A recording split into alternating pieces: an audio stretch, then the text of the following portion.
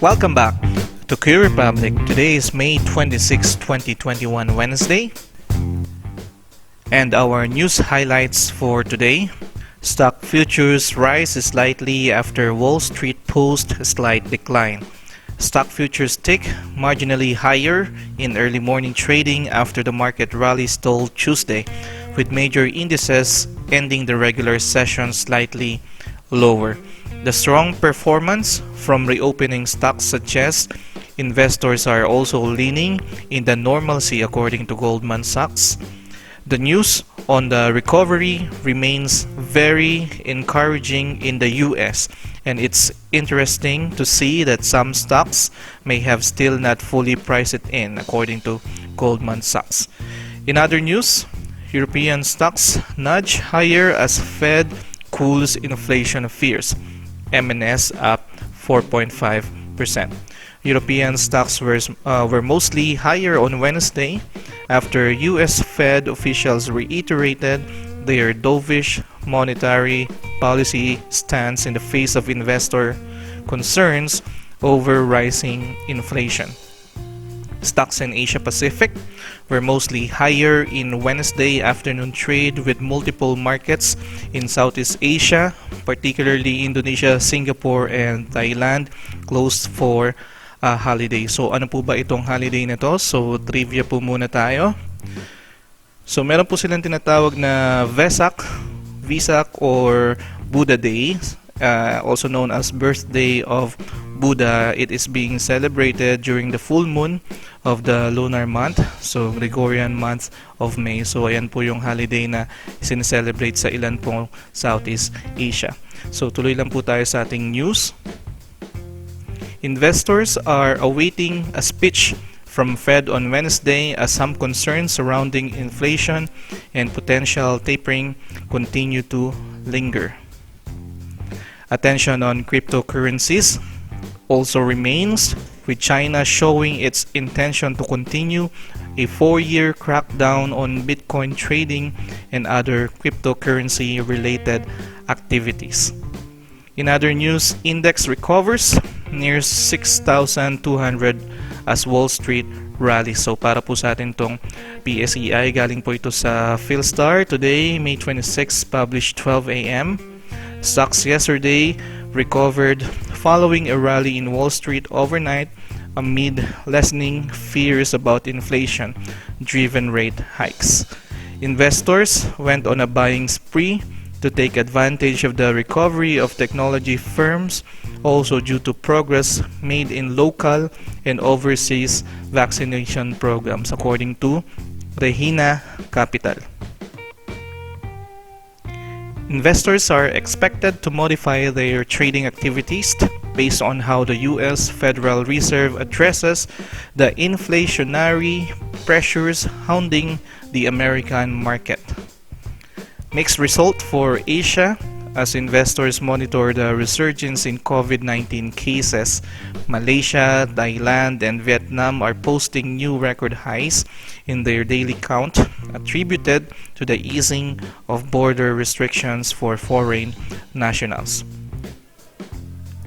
In other news, major Bitcoin mining region in China sets tough penalties for cryptocurrency activities. China's Inner Mongolia region has proposed punishments for companies and individuals involved in digital currency mining as it looks to further crack down on the practice. The move comes after the Chinese Vice Premier Liu He said last week in a statement that it is necessary to crack down on Bitcoin mining and trading behavior to prevent the transmission of individual risks to the social field. The Inner Mongolia Development and Reform Commission said such companies, telco internet firms, could have their business licenses revoked if they are found to be involved in mining. Inner Mongolia staff stance on mining began in March after it announced plans to ban new cryptocurrency mining projects and shut down existing activity to cut down on energy consumption. Bitcoin mining consumes around 112.57 terawatt hours per year of energy more than entire countries such as the Philippines and Chile. China's tough stance on cryptocurrencies is not new. China shut down local cryptocurrency exchanges in 2017, and that same year banned so-called initial coin offerings or ICOs. But traders have continued to operate on the Chinese mainland. Tough exchanges have moved offshore. So takeaways naman po tayo regarding with this news. Number 1, world markets are up today. Inflation concerns remains but not to the high extent, so we are still going to wait for further announcement from the Federal Reserve. Investors will keep an eye on Fed's information about its monetary policy, which may set mood for the market sentiment across the globe. PSEI stopped on dropping yesterday as tech stocks recovered and due to the progress in vaccination program locally and overseas. This is according to Regina Capital. Pero nakita po natin sa ating mga news yesterday, nagkaroon po tayo ng stability sa ating cryptocurrencies and tumaas din po yung ating mga stocks sa US and Europe, particularly with the inflation concern na medyo nabawasan. So aside po dito sa sinabi ni Regina Capital, across the world nagkaroon po ng magandang sentiment. So possible one big reason din po kung ba't tayo nag-stop sa ating pag-fall down kahapon and continuation today.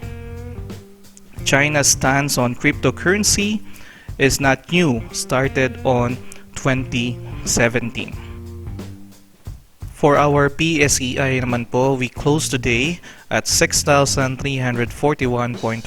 So nagkaroon po tayo ng pag-bounce na 2.33%. So currently, ito po yung ating resistance ngayon dito sa may 6,370 level.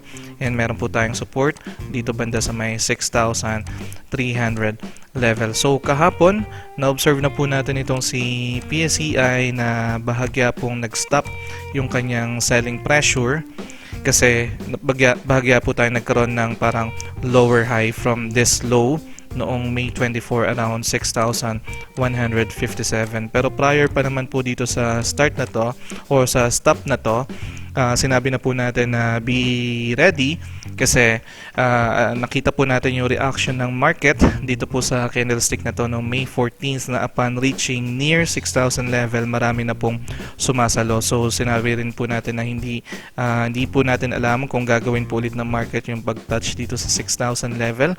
And right now, nagkaroon na nga po tayo ng pag-akyat. So we are not speculating anymore na itatouch or i-retouch po natin ulit itong 6,080 area. And nagkaroon po tayo ngayon ng irregular volume. So maganda po yung support ng ating market today. Although nakita natin yung ating net foreign is still selling of 6.48 billion. So titingnan pa rin natin yan kasi sa mga news naman natin nung nakaraan, I think especially nung Monday, sinabi po ng Philippine Star na sluggish pa rin yung ating magiging market this week. So parang nag-set sila ng 6,100 to 6,500 yung possible range natin. So we are still looking for a possible sideways kay PSEI. Pero sa klase ng candlestick na ginawa natin today, pati na rin sa mga ni-review natin today, meron kasi tayong mga stocks na nagko-consolidate and then at the same time meron po silang slight momentum na pinakita during the past day. So maganda po naman yung movement. So we can also incorporate dyan dito sa ginawa po nating candlestick today. So maganda po yung ating movement. So we are not speculating na by tomorrow is magbe-breakdown tayo sa 6,300 area. Pero obserbahan po natin yan. Kung sakaling gumawa po tayo ng panibagong higher low by tomorrow, mahigitan natin tong closing price natin today. So talagang kino-confirm na meron na tayong momentum and possible nga na ma-reach natin yung 6,500 area. Pero kung magko-close tayo below dito sa closing price natin today na 6,340, apparently we can just treat this one as a bounce play kasi in the big picture, lower high pa rin yung nakikita natin. So Ayun yung titingnan natin. So ang pinagkaiba na itong dalawang to, actually parehas na mataas yung volume dito kasi doji lang. Dito naman medyo may pagka solid yung ginawa natin today at hindi po siya more on profit taking kasi nagstay tayo above 6,300 and na-breakout natin yung moving average 9 pati moving average 20 and naging evident din po siya sa mga re-review nating stocks today kasi kahapon pa lang nasabi na natin sa ibang stocks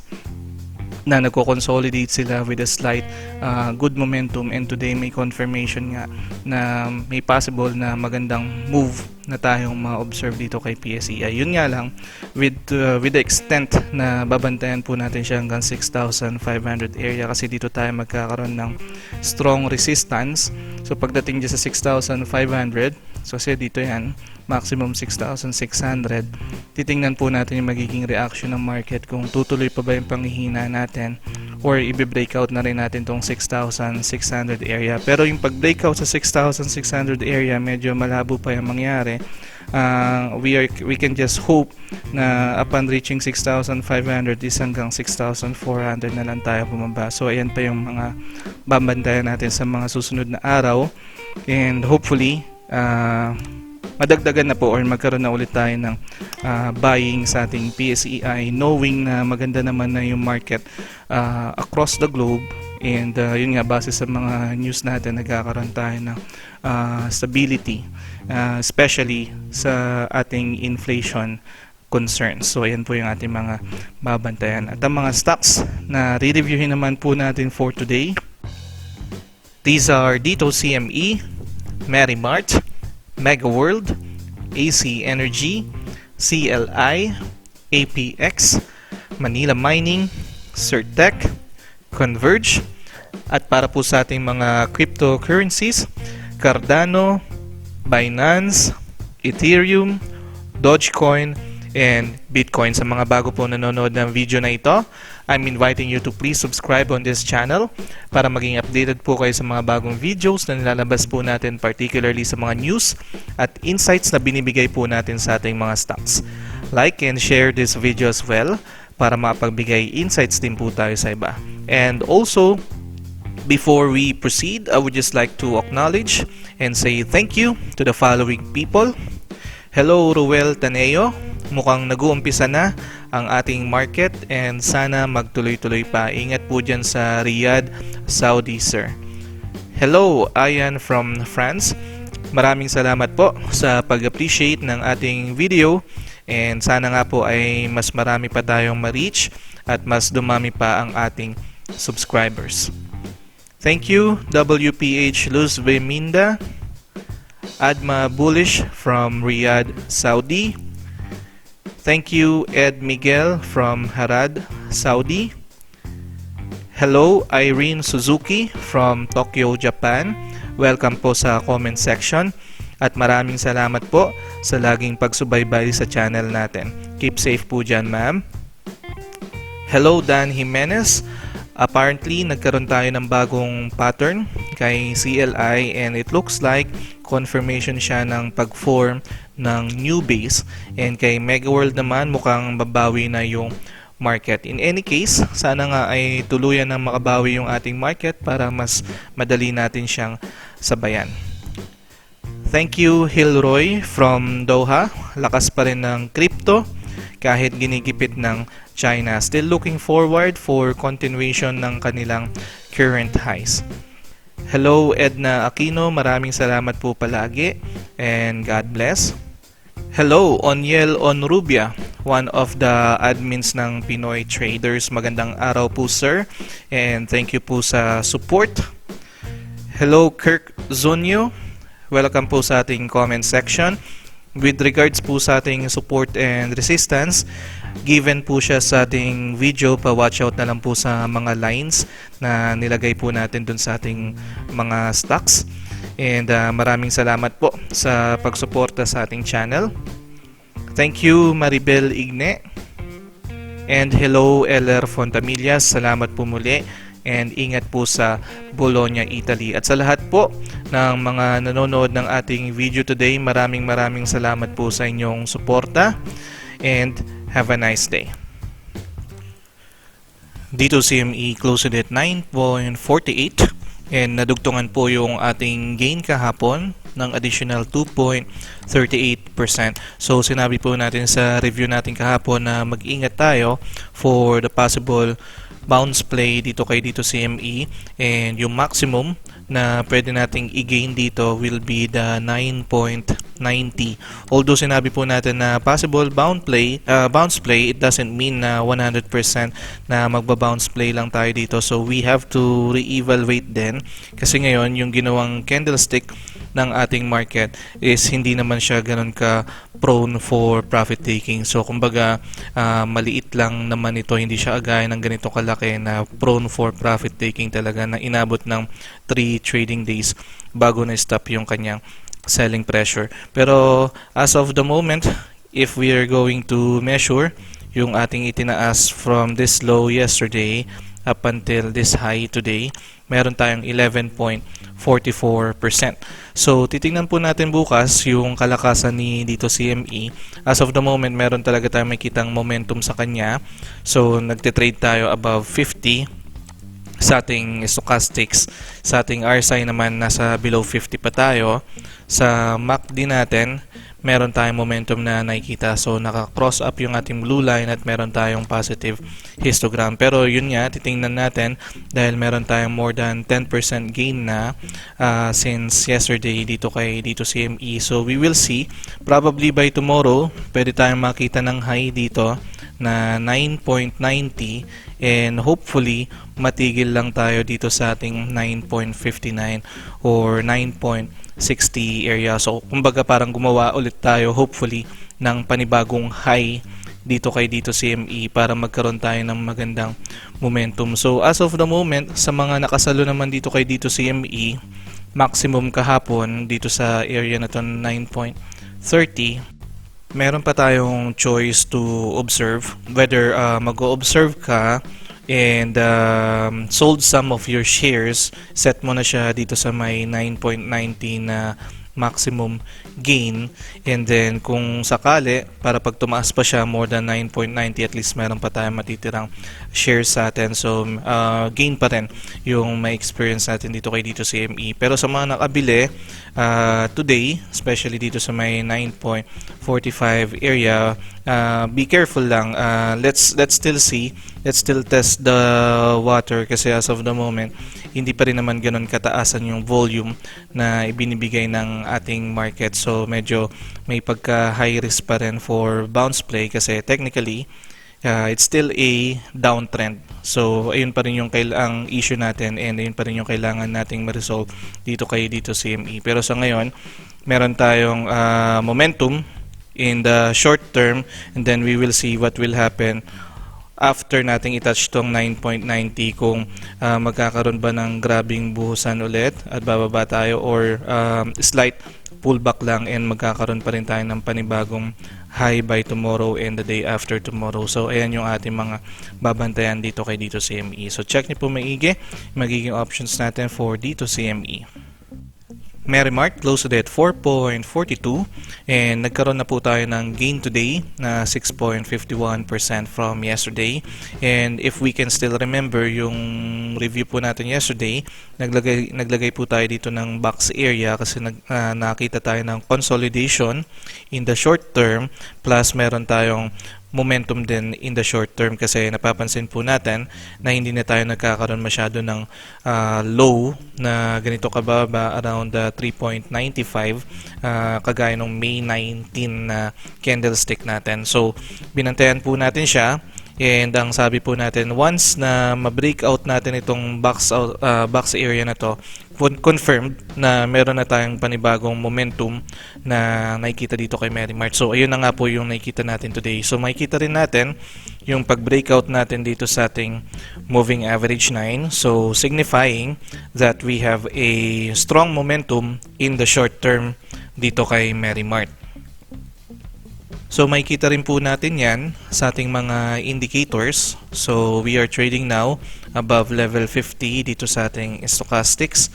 Ang ating RSI indicator, so makikita natin from this low na level 30. Ngayon po is nandito na tayo sa level 43. So heading towards tayo dito sa level 50. So titingnan din po natin yan kasi yan yung ating strong resistance dito sa ating RSI indicator upon reaching itong level 50. So kumbaga kapag ma-breakout natin itong level 50, parang ayan yung mga secondary sign natin na bumabalik na po yung momentum and possible na pataas na yung ating makitang price dito kay Merrimart. So ito yung ating mga initial sign ngayon, yung ating yung ating MACD is about to cross over yung ating blue line dito sa ating red line. So we are about to experience a positive histogram dito kay Merrimart. So sa mga nakabili po sa area na to, dito sa box area natin, so safe na po tayo dyan. We have an option now to hold our shares or position.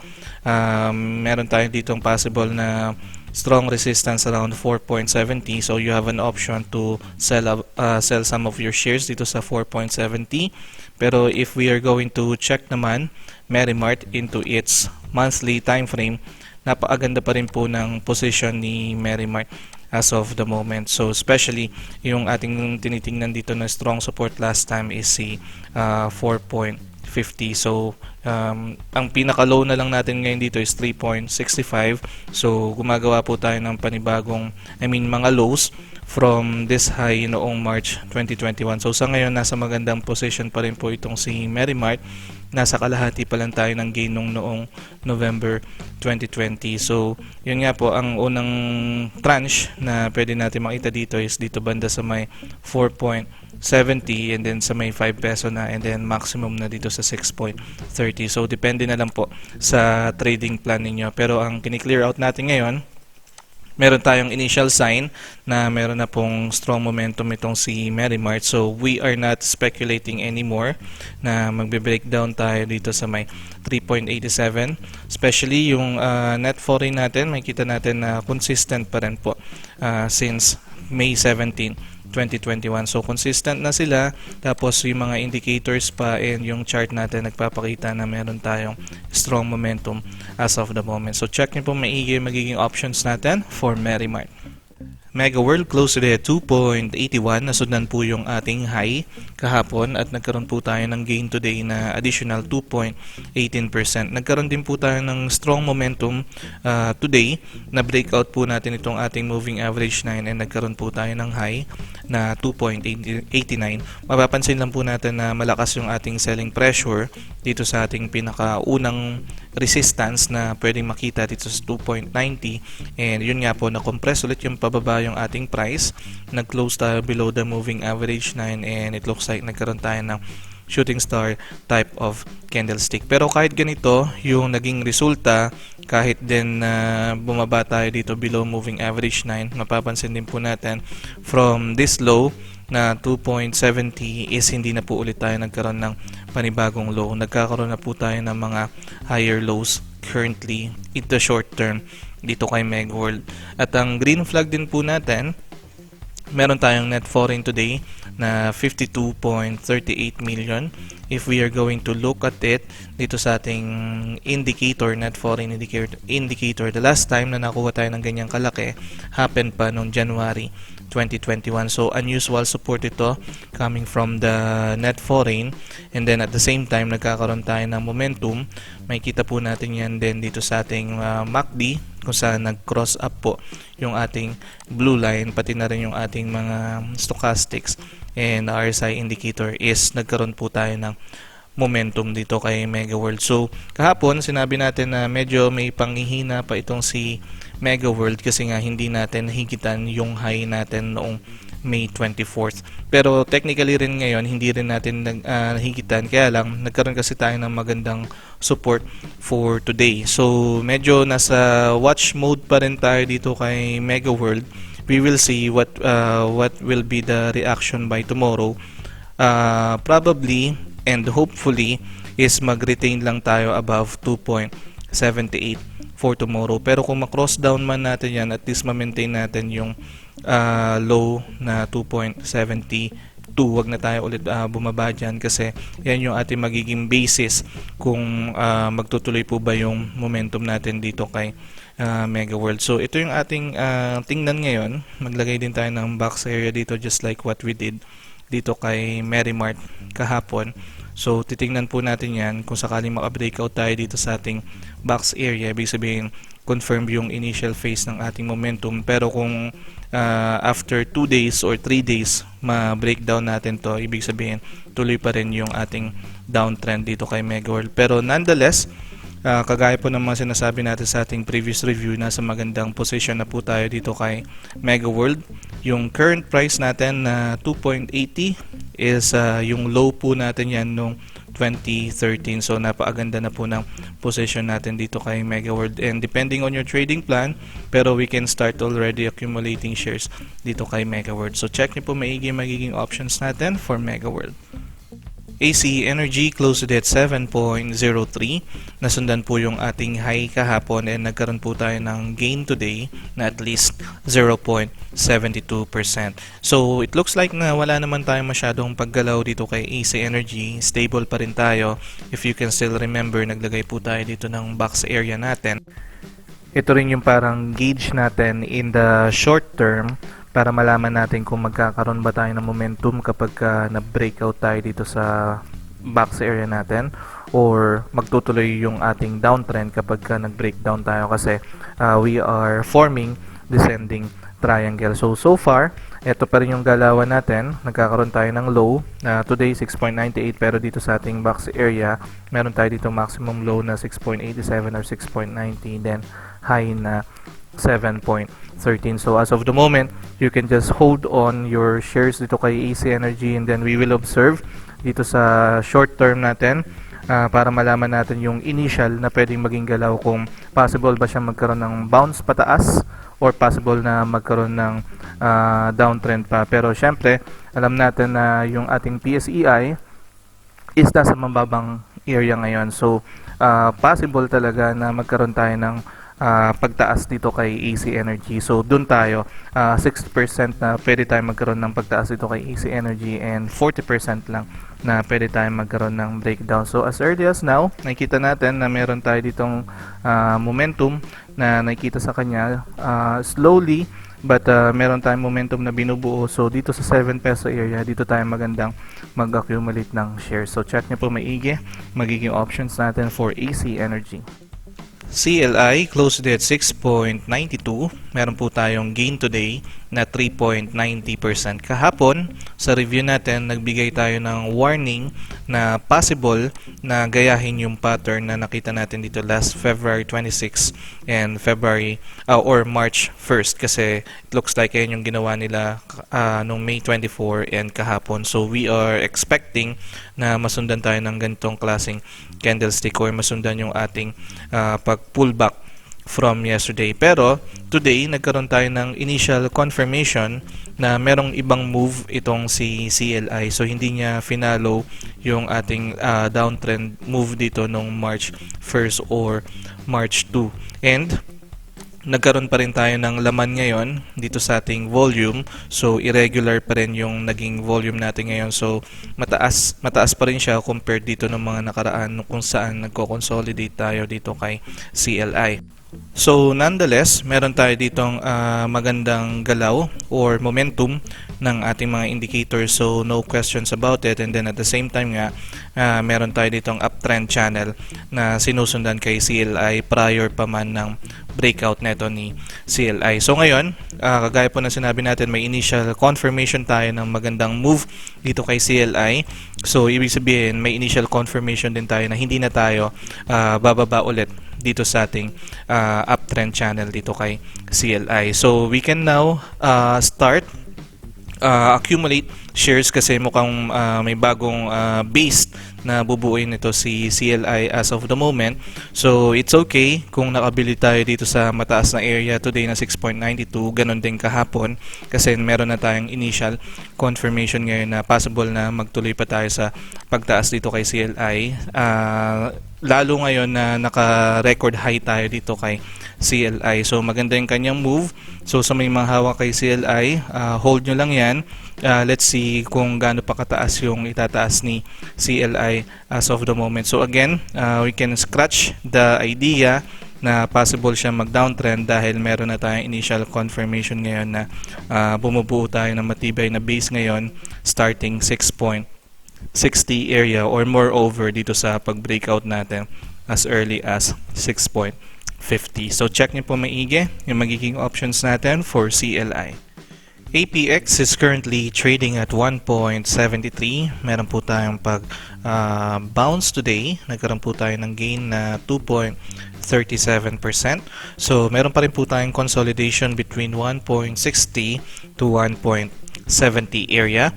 Although nagko-consolidate tayo, pero may kita natin yung panghihina ng ating momentum at the early stage. Kasi nung nag-attempt tayo na i-touch itong 1.75 for 3 trading days, nakita natin today kinapos na tayo, hindi na siya nakaya ng market i-retouch ulit yung 1.75. So kung titingnan po natin yung ating mga indicators, itong ating MACD, although naka-crossover siya and nasa positive histogram, pero may kita natin from this high noong May 24, nagkaroon tayo ng low ngayon dito sa kanyang histogram. So nakita tayo ng panghihina ng kanyang momentum. Meron tayong initial sign. And also, again, nakikita pa rin natin dito yung ating strong resistance. Kung titingnan po natin itong ating monthly time frame, ito po talaga yung nagiging resistance natin, 1.80 area. So siguro tingnan pa natin to moreover dito sa ating 12 months or yearly time frame. So ito talagang strong resistance natin kahit dito sa yearly time frame. Since nung nag-breakdown po tayo dyan nung 2017, hindi pa po ulit tayo nakakaangat dyan sa 1.80. So we are attempting for the past years na i-breakout yung 1.80 area, pero nakita natin na nagko-close pa rin tayo below 1.80. And currently for 2021, kaka-touch lang po natin or kaka-breakout lang dyan sa area na yan, pero bumaba ulit po tayo dito sa 1.70. So again, as early as now, meron po tayo nakikitang initial sign ng panghihina ng kanyang momentum.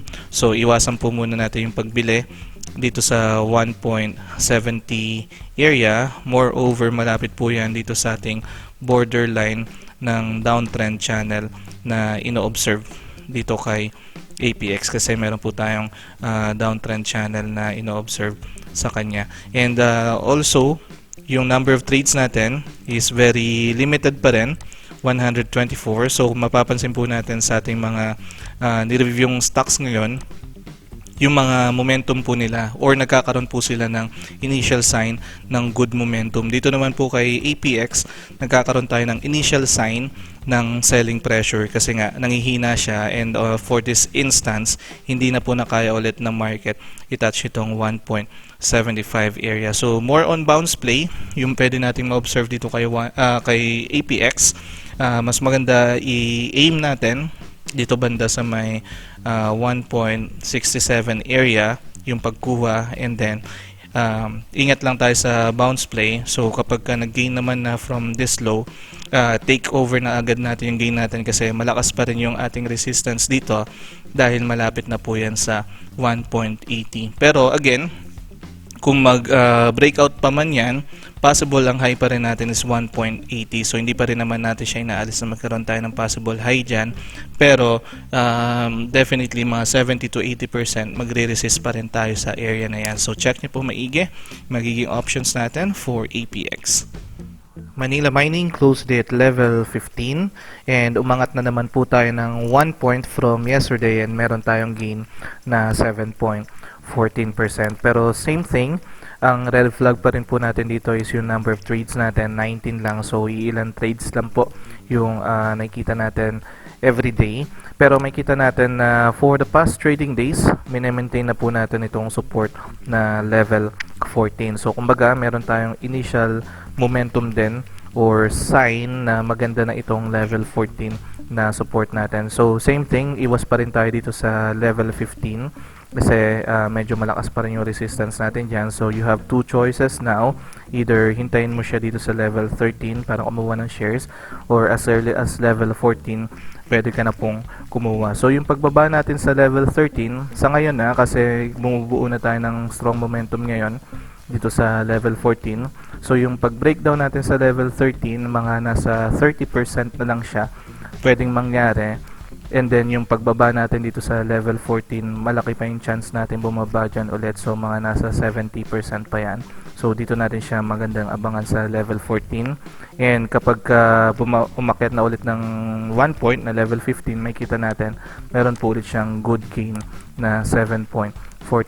So depende na lang kung gusto niyo na siya kagad ibenta dito, kasi ang next tranche natin or maximum na pwedeng i-gain is dito pa sa level 17. So may kita natin bumabalik yung ating momentum ngayon. Yung ating moving average 9, nag-bounce back na po siya and tumataas po. So may kita rin natin yan dito sa ating mga indicators. So parang ganito yung nangyari. Tumataas yung ating moving average 9 ngayon. So possible magkaroon tayo dito ng resistance ito banda sa level 60. Pero nonetheless, maganda at matibay pa rin itong ating level 13. So two choices tayo ngayon. Either level 13 tayo kukuha or level 14. So check niyo po maigi magiging options natin for Manila Mining. Certec closed at 5.66. Meron po tayong bounce today na 3.10%. So meron po tayong strong move today na breakout po natin yung ating moving average 9. Nag-close din po tayo above it.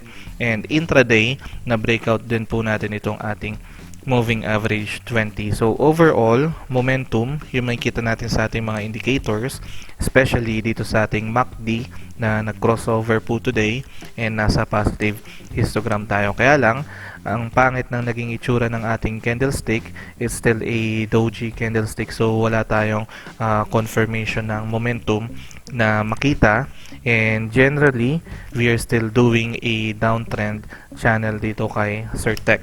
Second, yung number of trades po natin is ilan lang, 603 lang, and although meron tayong mataas na volume today, pero may kita natin for the past days din meron naman tayo talagang ganitong kataas na volume. So hindi siya ganun ka-irregular. Meron man tayong support na sa ating net foreign na 1.91 million, pero makita natin sa ating net foreign indicator, normal lang talaga na from time to time meron pong pumapasok na support coming from the net foreign. Pero overall, hindi pa rin po ganun kaganda yung nakita nating momentum dito kay Certec. So medyo alanganin pa rin pong pumasok sa kanya. There's still a good chance na mag-resist tayo further here from 5.66, and we can just treat this move na ginawa natin today as a bounce play. So kung titingnan po natin itong si Certec sa monthly time frame, gumagawa po tayo ngayon ng ating bearish candlestick. So meron tayong resistance dito sa 5.80 and meron naman tayong good support dito sa 5.40 area. So ito naman yung parang pinagtibay ng ating market since pwede natin masabi na January 2020. So hindi pa naman tayo nagko-cross down dyan sa 5.40 area. Pero kung titingnan natin itong si Certec sa yearly time frame or dito sa 12-month period, may kita po natin from 2019, wala pa pong pandemic noon, nag-cross down na tayo dito sa 7.85. So ito yung actually parang support natin since 2011, pero noong 2019 nga nag-cross down tayo dyan and hindi na po tayo nakabalik ulit above 7.85. So wala pa pong pandemic noon, pero nag-cross down na tayo. So there must be something going on kay Certec kung bakit nanghina yung kanyang momentum. So tingnan na lang po natin siya dito sa kanyang earnings. So noong 2019 third quarter hindi po ganun kaganda. Ang net income niya lang is negative 60.62%. And then coming 2020, mas nadagdagan po, mas pumangit yung financials ni Certec. So siguro yan yung one of the reasons, yung finances natin or financial ni Certec is hindi ganun kaganda. So kung sa 12-month time frame, meron po tayo ditong strong resistance dito pa lang as early as 6.50. So mas maganda hintayin po muna nating bumaba pa further itong si Certec. Siguro po maximum dito banda sa may 4 peso area. So we can just treat yung nangyaring movement today kay Certec as a bounce play. So moving forward, bounce play pa rin po yung pwede nating ma-expect dito kay Certec. So iwasan lang po natin yung pagbili sa may bandang resistance level. So check niyo po maigi yung magiging options natin for Certec. Converge closed today at 19.44. Meron po tayong continuation ng pag-pullback natin today at 0.31%. The last time na nire-review po natin itong si Converge, sinabi po natin na meron tayong good support dito sa 19.40 dahil nagkaroon po tayo ng pag-breakout dyan noong May 19, 2021. And then at the same time, na take note din po natin yung ating naging high, maximum high, noong February 15th, 2021. So sinabi po natin na be careful lang kasi yung maximum na pwede nating itaas is dito banda sa may 21 and possible gayahin natin yung pag-resist niya dito sa area na to. Pero ang nangyari, nagkaroon lang po tayo ng high hanggang 20.44 and kung papansinin po natin, tuloy-tuloy po yung pagbagsak natin after po natin ma-reach yung high na yan. And doji stick din po yung or doji candlestick din po yung na-create natin today. So hindi po maganda yan and it's a shooting star type of candlestick na rin. So nag-open tayo ng 1946, pinataas ng market ng 1982 and then nag-close tayo ng 1944. So makikita po natin na yung panghihina ng ating momentum from this high, sunod-sunod na po yung ating naging low. Kumbaga nadadagdagan yung ating lowest area since May 21st, 2021. Nag-breakdown na rin po tayo dito sa ating moving average 9. So kung last time, ang tinitreat po natin na strong support is itong 19.40. Ngayon po is weak support na po yan. Possible na bababa na po ulit muna tayo dito kay Converge. Ang maximum na pwede nating ibaba sa kanya is dito banda sa 18.18 area. Pero ang una muna nating itetest is itong 19 peso area. So we will see the reaction of our market kapag na-reach na natin tong 19 peso area, kung itutuloy ba natin yung pag-bounce dito kay Converge or tutuloy ulit tayo sa pag-breakdown dito. Kasi kung titingnan natin si Converge sa monthly time frame, meron talaga tayong magandang move dito kay Converge. So month by month tumataas tayo. So ang pinagtibay ng market dito sa ating monthly time frame is itong 18.66 and ayun nga ang inattempt na nating mag-trade above 19.40 pero mukhang alanganin pa.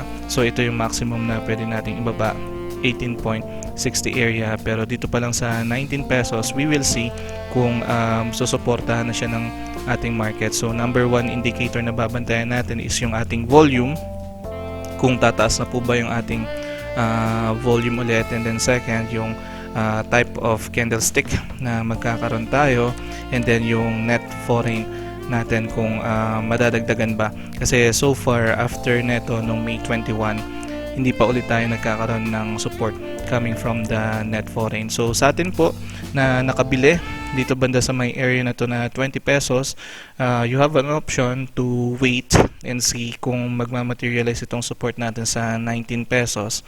Pero kapag na-breakdown po natin yan, expect natin na babalik po ulit tayo dito sa ating 18.60. So we have to be patient muna kung gusto po nating mag-hold lang sa ating shares, or depende naman kung gusto natin mag-cut loss, and then let's see itong 19 pesos or dito sa 18.60. So depende po sa trading plan, pero nonetheless mahina po yung momentum niya as of the moment, and 80 to 90% bababa po ulit tayo dito sa ating 19 peso area. So check nyo po maigi yung magiging options natin for Converge. ADA is currently trading at 1.76 and ayun na nga po, based po sa report natin kahapon, nakita na po ulit tayo ng stability sa ating mga cryptocurrencies, and na-take note din naman po natin kahapon yung pagbalik ng momentum ng ating mga cryptocurrencies. For ADA, tuluyan pong bumalik yung kanyang momentum. Nag-breakout na po tayo dito sa ating moving average 9 and moving average 20, and makita po natin na about to cross up na po ulit yung ating moving average 9 sa ating moving average 20. So evidently makita rin po natin yan dito sa ating MACD, nababawasan yung ating selling pressure, although meron pa rin, pero meron na tayong pag-attempt na pag-cross up soon ni ADA dito sa ating MACD. Pero as of the moment, ang nakikita po nating resistance niya is dito banda sa may 1.79 or 1.77 area. So ito yung china-challenge nating area ngayon. Pero napaka-solid po ng ating galaw today. Unlike nung mga nakaraan na maliliit na candlestick. So ngayon is malaking candlestick yung ginagawa natin. So there's a possibility na mag-breakout tayo dyan, and then umangat pa tayo more than 1.90 kasi manipis lang naman yung kailangan natin gawin dito sa area na to, between 1.77 to 1.90 area. So we are speculating that i-maintain na po natin itong 1.60 area. So ito yung ating support ngayon. Ayan yung magandang area na pasukin siya, pero hindi po natin kino-confirm na bababa po ulit tayo dyan sa 1.66. So kung sakaling gusto po natin pumasok dito kay ADA, possible meet natin siya halfway. Hopefully bumaba pa siya ng 1.70 or 1.71 area para makakuha pa tayo ng shares or makapag-average down just in case. Pero depende sa trading plan ninyo. If we are rooting na possible na ma-breakout niya tong 1.90 or pumunta siya dito sa 1.90 area, then by all means, as early as now, pwede na tayong bumili dito kay ADA kasi meron na tayong initial sign na bumabalik na po yung kanyang momentum, and ayan po yung nakikita natin dito sa kanyang MACD. So again, meron na po tayong initial sign ng pagbalik ng kanyang momentum. So as early as now, mas maganda pong makapasok na sa kanya kung sakaling binabantayan niyo po itong si ADA. So check niyo po maigi ang magiging options natin for ADA.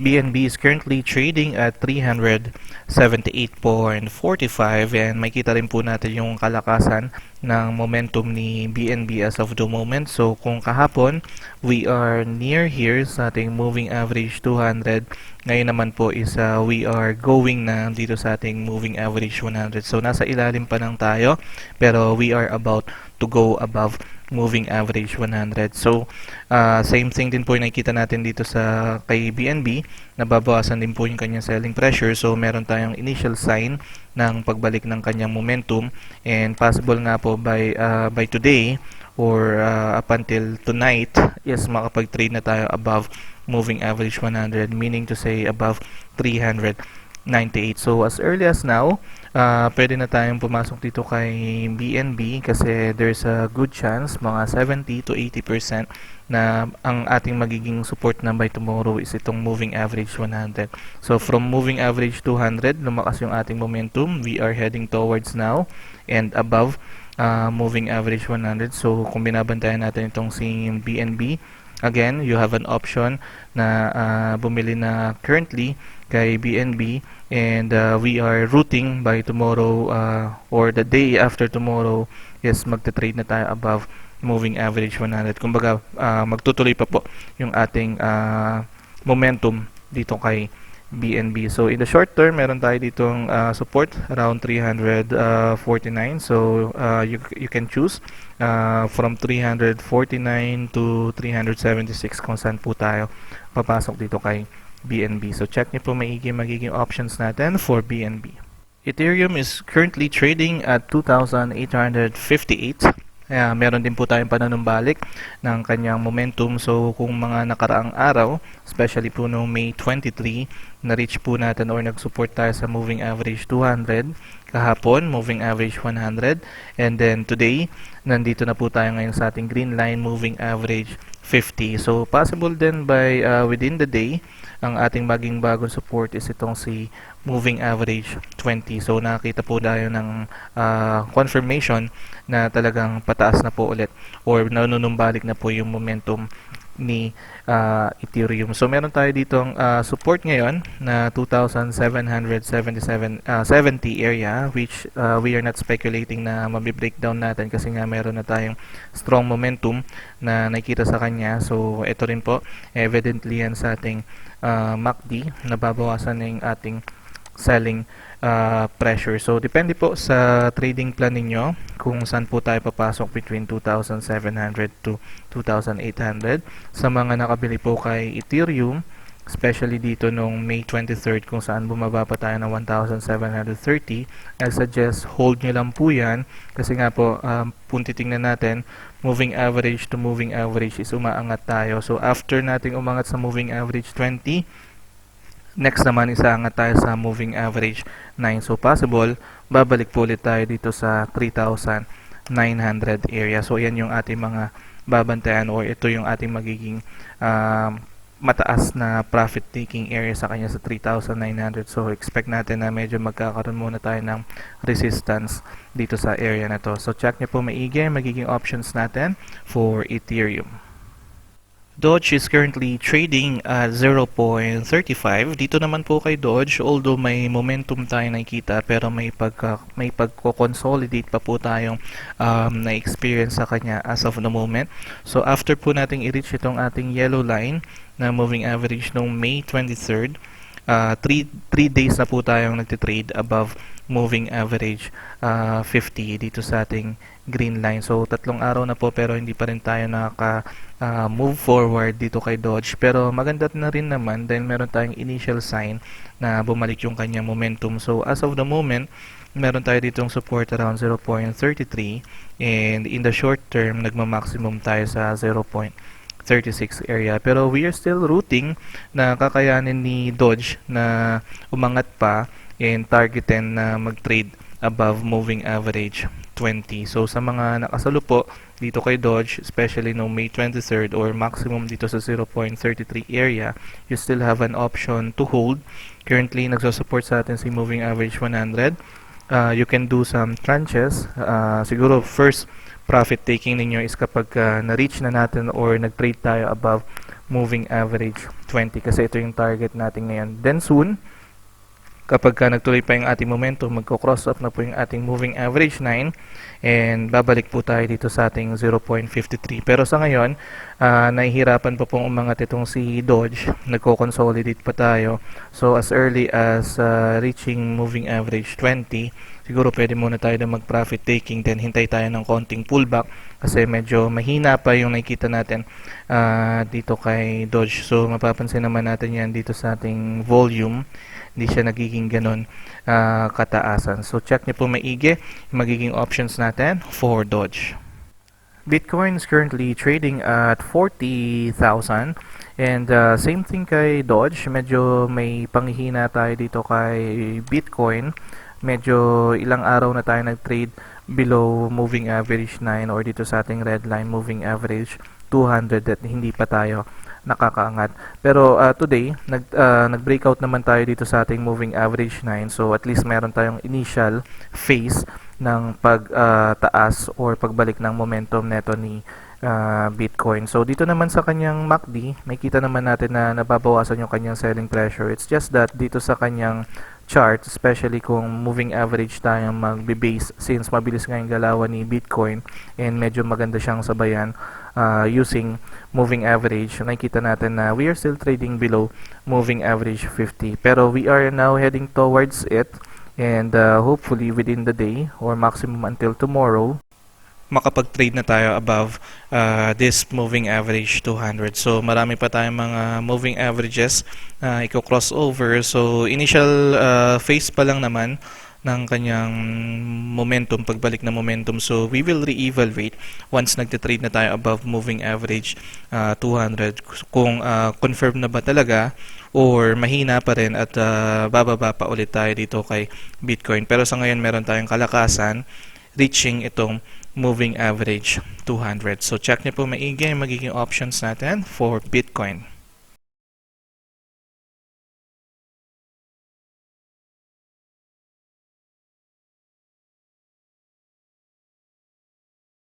And that's it for today. kung nagustuhan niyo po itong video na ito, please don't forget to like it and share it as well para mapagbigay insights din po tayo sa iba. And also, kung meron po kayong additional information or thoughts dito sa review na to, comment nyo lang po yan para makatulong din po or makapagbigay information din po tayo sa iba.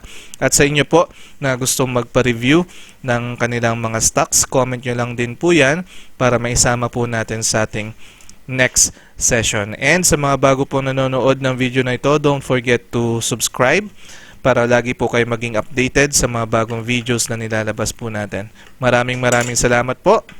I'll see you soon. Q Republic.